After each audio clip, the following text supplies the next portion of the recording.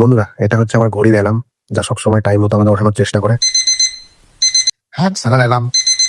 আর এটা হচ্ছে আমি, ওর আওয়াজে মানে একদম বিরক্তি ফিল করি সবসময়। ভাই ওঠ, এত জোরে জোরে আমি বাজছি, তোর কানে ঢুকছে না? 6টা বাজে, আর কত ঘুমাবি?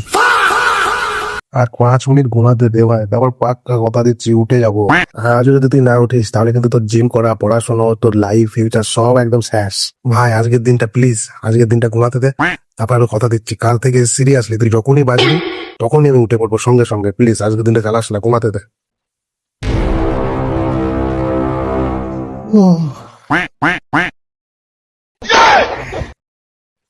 ভাই 12টা বেজে গেছে, এত সময় কি করছিলি? আমাকে ওঠাসনি কেন তুই? আমি তো ঠিক সময় মতোই কাজ করেছি। তুই যখন আমাকে বাজার জন্য সেট করেছিলি আমি সেই সময়ই বেজেছি, তোকে উঠিয়েছি, তুই উঠিসনি। তাতে আমার কি দোষ? আমার এতে কিছু করার নেই।